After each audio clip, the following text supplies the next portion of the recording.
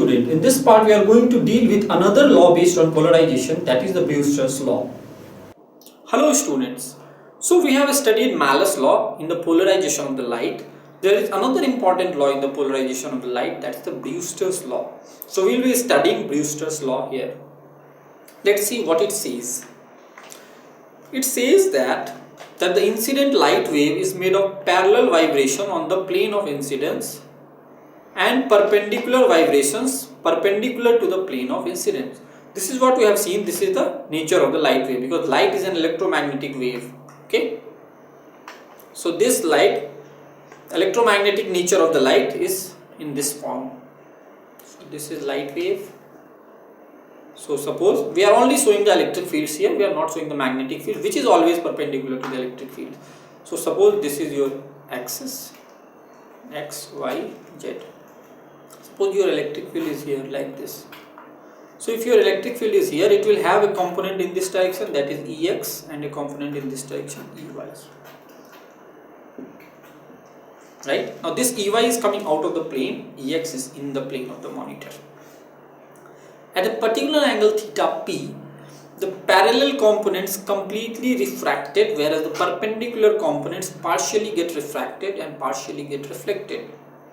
Now this is an observation. This Brewster's law is actually an observation, that when you allow the light to fall on a medium where it can refract, what is observed is that the parallel components, they are completely refracted.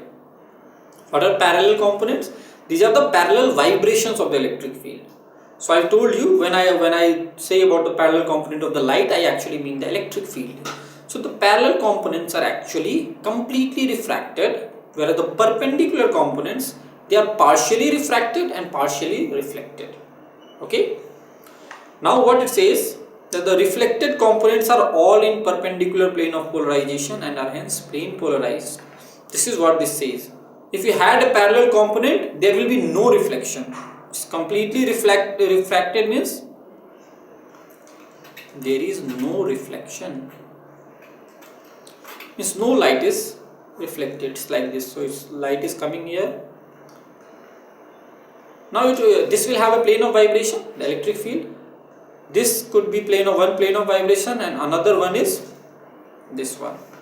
So I draw this first, the parallel ones, and then you have perpendicular ones that are coming out. This is how the light is coming. Now the parallel components are completely refracted. So what are the parallel components? These are the parallel components. They are completely refracted, means the parallel components, they straight away go like this.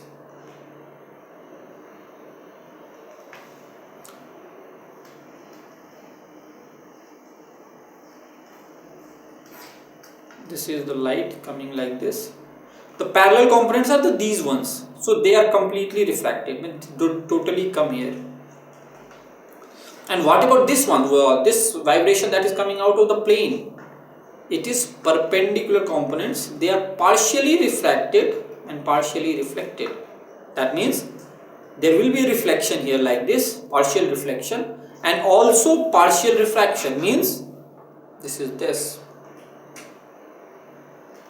Means here only it is this that is going, and here there is partial this. So this is what is being observed. Means whatever is reflected out, you have only one component, because the parallel ones, they totally pass through. The perpendicular ones that are coming out of the plane, they are partially reflected, so they will have a perpendicular component, and are also partially refractive. So the refractive one has both parallel totally going through it and the perpendicular partially going through it. So you have this and you have this.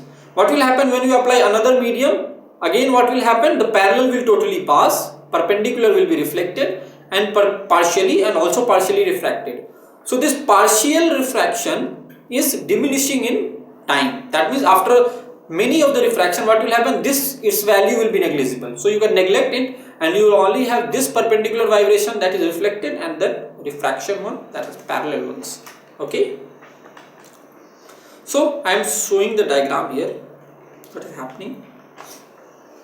This is one, this is the perpendicular one, these are the parallel ones. So you can see this is going like this, coming like this. Okay.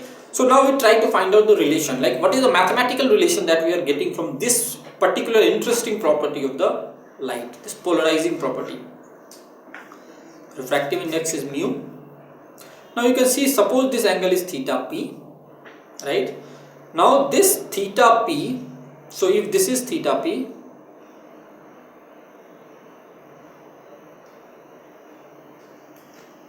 so if you draw this,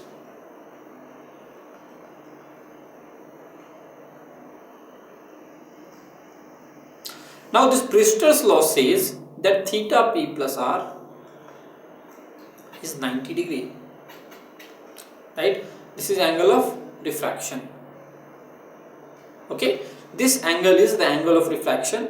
What it says that this angle theta p plus r is 90 degree.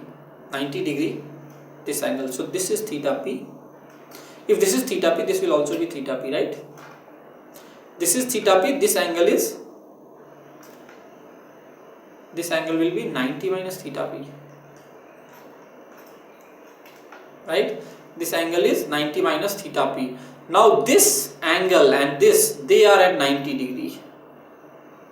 This happens in the case when this Brewster's law is followed, that these two light rays, they are at 90 degree to each other, this refracted one and refracted one. That means 90 minus theta p, which is this angle, 90 minus theta p is equal to actually the r value, small r. So r is equal to 90 minus theta p.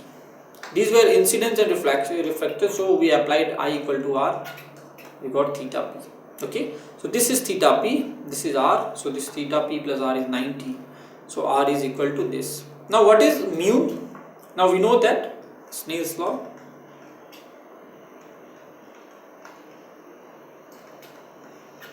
according to the Snell's law, mu will be sine I by sine r. So that is, what is sine I? I is your theta p. What is r? This angle we have found out, this is 90 minus theta p. So theta p is this. From the geometry we got this. So it is sine theta p by sine 90 minus theta p. So when you put the value, what we see is that mu ab is tan theta p. This angle is the Brewster's angle. This angle theta p is called the Brewster's angle, and this law is called the Brewster's law.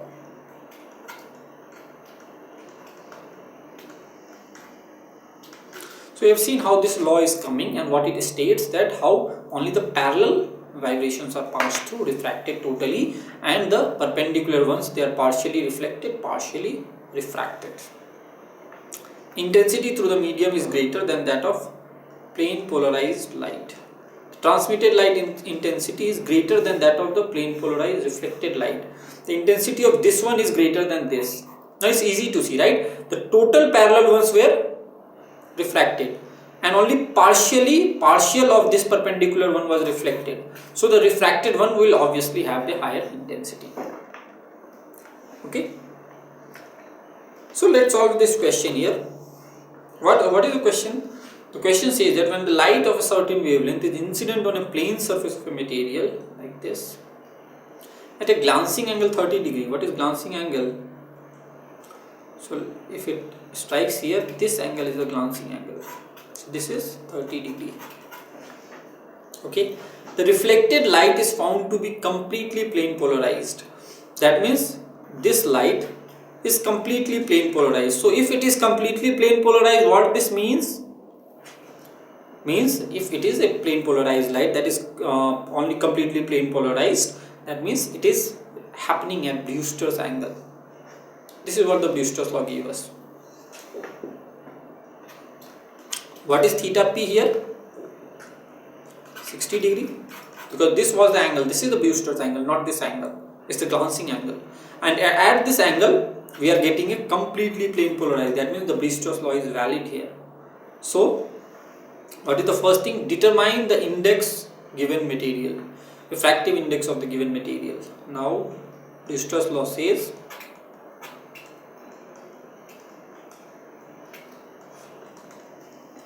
that refractive index of B with respect to A is tan theta p.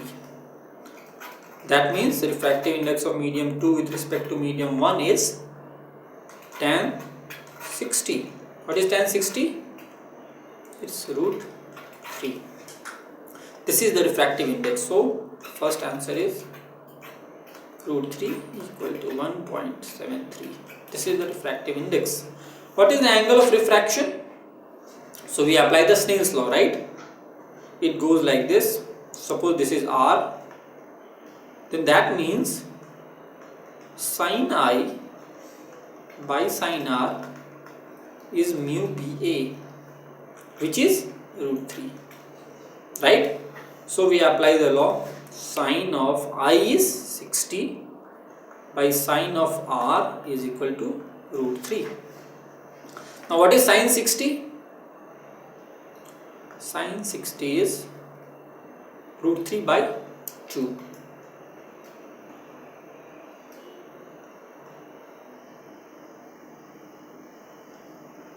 By sine R is root 3. So what we get from here is that we get that sine R is actually equal to half. That means R is equal to 30 degree because sine 30 is half. So that means the angle of refraction is R is equal to 30 degree. So I hope you have understood what are the laws that relates to the polarization law of the nature wave. Polarization of the wave had two laws. One was the Malus law and another one was the Brewster's law. And these are the applications of these. So we have finished our chapter. We have discussed all of the wave properties that are present. So after this we will be discussing some of the questions in the IIT-JEE framework. So we have seen the various laws on polarization like the Brewster's law and Malus law. Now in the next part we are going to use all of our concepts that we have studied in solving the previous year IIT-JEE questions. So stay tuned to Ask IITians for more on this. Thank you.